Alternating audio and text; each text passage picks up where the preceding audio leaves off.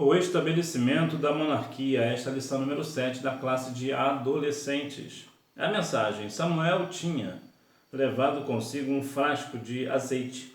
Ele derramou o azeite na cabeça de Saul, beijou-o e disse: O Senhor Deus está ungindo você como chefe do seu povo, o povo de Israel. Você o governará e o livrará de todos os seus inimigos. 1 Samuel capítulo 10, versículo 1. Vamos descobrir. É compreensível que haveria um momento na história que Israel teria um rei, pois isto foi anunciado por Moisés quando o povo ainda estava no deserto. Todos nós temos líderes em todas as esferas espirituais, sociais, etc, etc, etc. Todos nós. E com Israel não seria diferente. Já havia essa dinâmica de ter um rei em Israel. Entretanto, Israel foi precipitado. E por que foi precipitado? Nessa história da monarquia, antes era teocracia, ou seja, era Deus quem governava. Com a monarquia, agora serão reis que irão governar. Então, a verdade é que uma hora ou outra o rei aconteceria lá em Israel, segundo a vontade de Deus.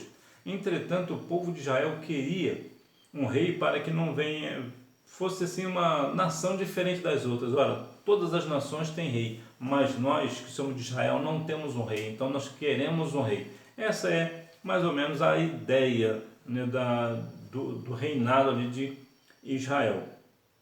Mas a verdade é que de uma forma ou de outra aconteceria. Isso traz para nós uma lição importante. Nós não devemos nos precipitar nos planos de Deus. Nós devemos estar muito aptos a aceitar toda a vontade de Deus para a nossa vida, porque uma hora ou outra acontecerá segundo a vontade de Deus. Já estava lá lavrado, lá no Deuteronômio 17:14, que haveria rei, mas o povo se precipitou. Então, essa questão de precipitação nos traz muitas dores de cabeça, né? Muitos problemas por conta disso. Portanto, não tenha pressa, não se precipite. Se Deus te falou que vai fazer algo para a sua vida, espera no Senhor, não tente ajudar a Deus, né? dá um jeitinho, não faça isso, deixa que as coisas acontecerão segundo a vontade de Deus.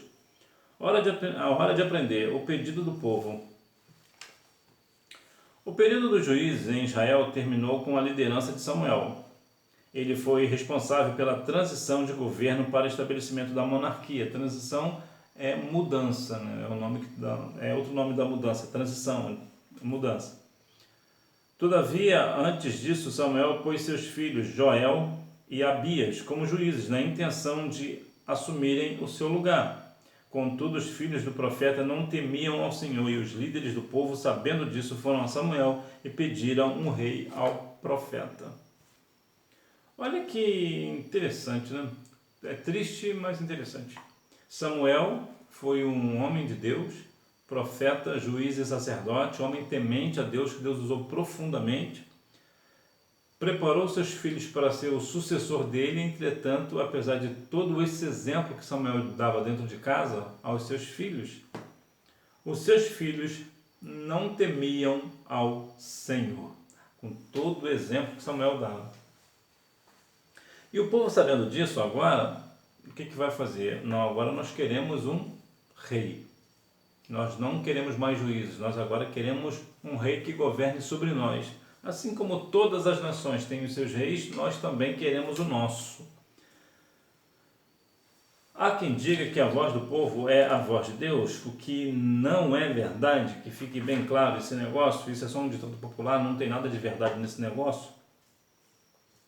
Mas a verdade é que o povo foi pedir ao profeta, né, no caso o profeta Samuel, para destinasse um rei, e assim foi feito, né? Veremos que Saul foi um homem que não teve um início bom, no entanto, seu final. Saul, o primeiro rei de Israel. Saul é descrito como um jovem da tribo de Benjamim, alto e belo. A Bíblia diz que ele era mais alto que todos, a ponto de sobressair dos ombros para cima.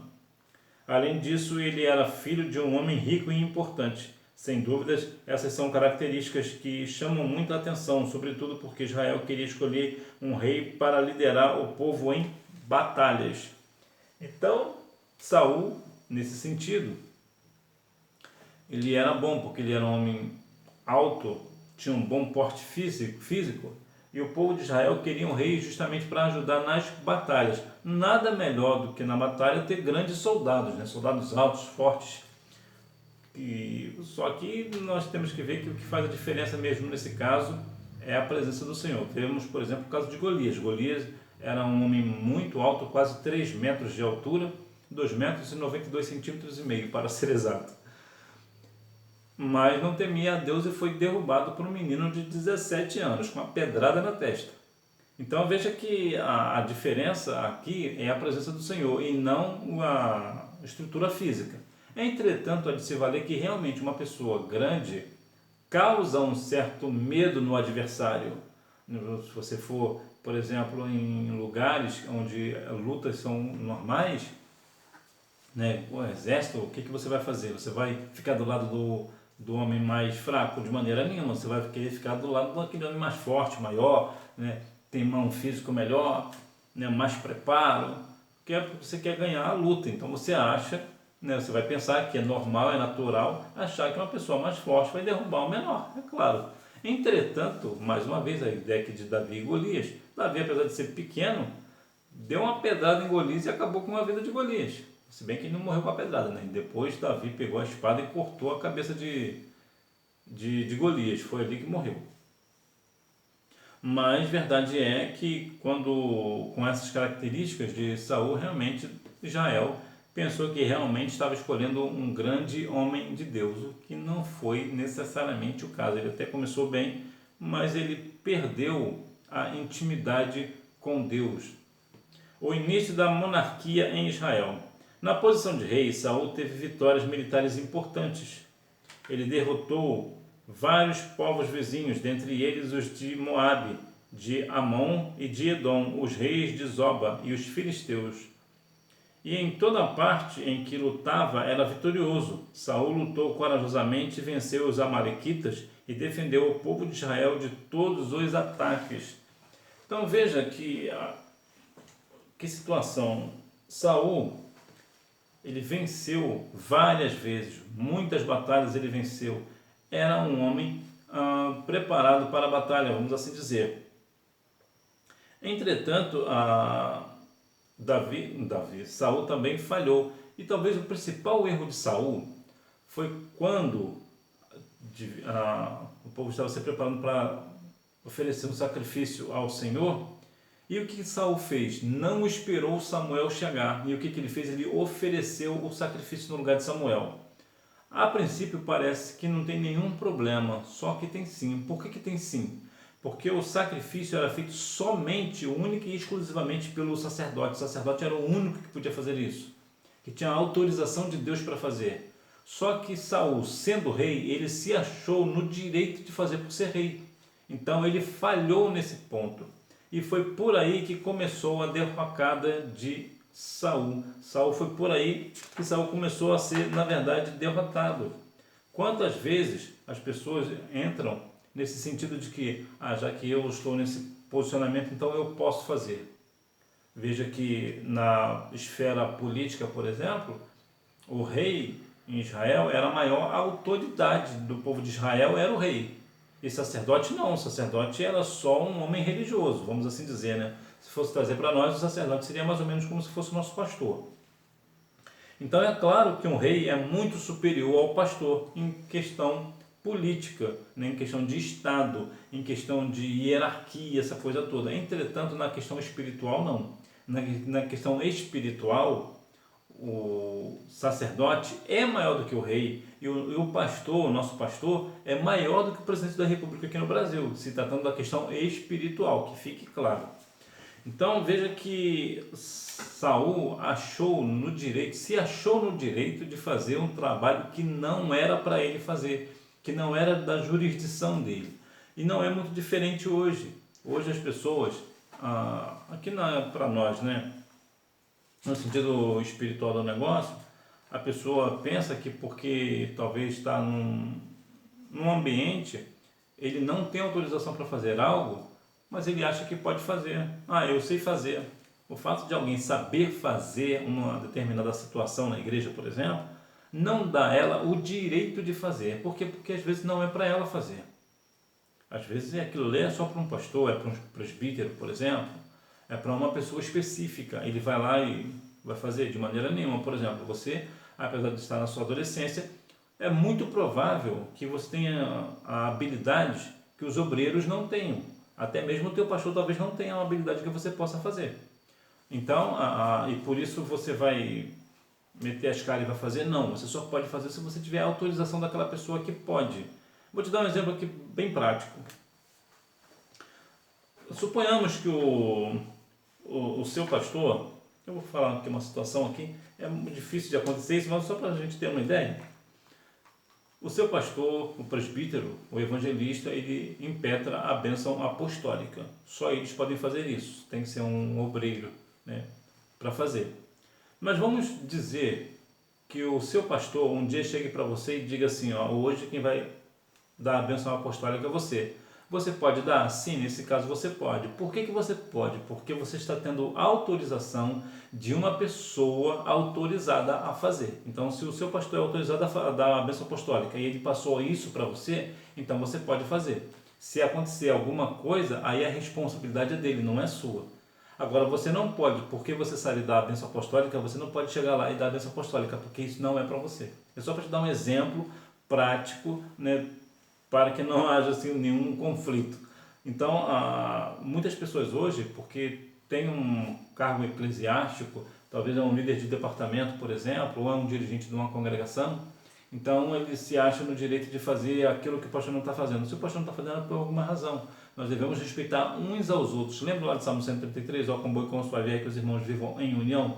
Então, nós devemos estar sempre unidos, para que não haja esse problema como houve com Saul. Saul trocou os pés pelas mãos, né? Em vez de fazer esperar Samuel, não vou esperar Samuel, porque Samuel que tem que fazer esse negócio, isso aí é um trabalho dele, eu não vou me meter nesse negócio, porque isso não é para mim. Meu negócio é governar o povo e não levar o sacrifício do povo.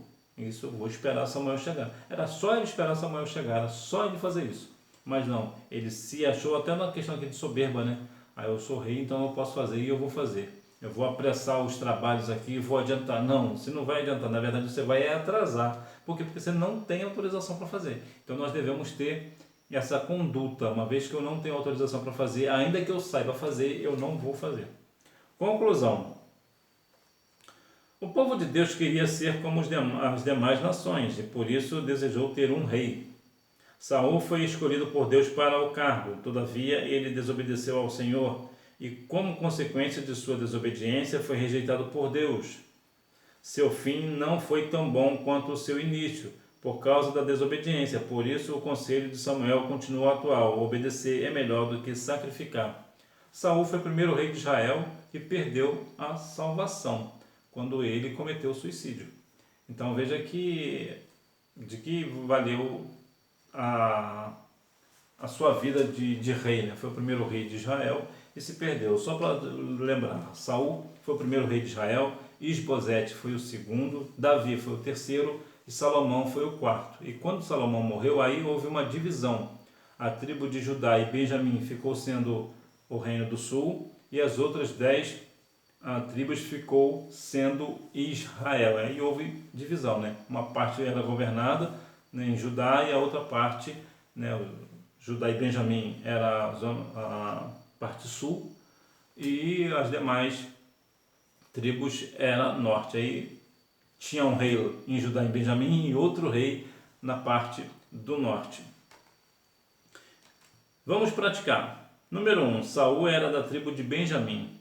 Número 2, jumentas. Número 3, Samuel respondeu: o que é que o Senhor Deus prefere? Obediência ou oferta de sacrifícios? É melhor obedecer a Deus do que oferecer-lhe em sacrifício as melhores ovelhas. Então vamos continuar. Para que se sacrificar, né? Vamos obedecer. Obedecer é muito mais fácil. Para que ficar sofrendo por situações que não é para nós?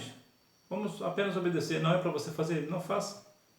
Ah, mas eu sei fazer. Sim, você sabe fazer, mas não precisa fazer. Por que você não pode fazer? Porque não é para você fazer. Não é uma tarefa sua. A não ser, mais uma vez, se alguém que tem autorização para fazer te dá a autorização para fazer. Aí você pode fazer. Mas fora isso, de maneira nenhuma. Não põe o seu nariz onde você não é chamado, vamos assim dizer, né? Mas que nós venhamos ter a ideia de sempre obedecer aos nossos líderes. Se o meu pastor não me deu autorização para fazer, eu não vou fazer. Se meu pastor me autorizou a fazer, eu vou fazer.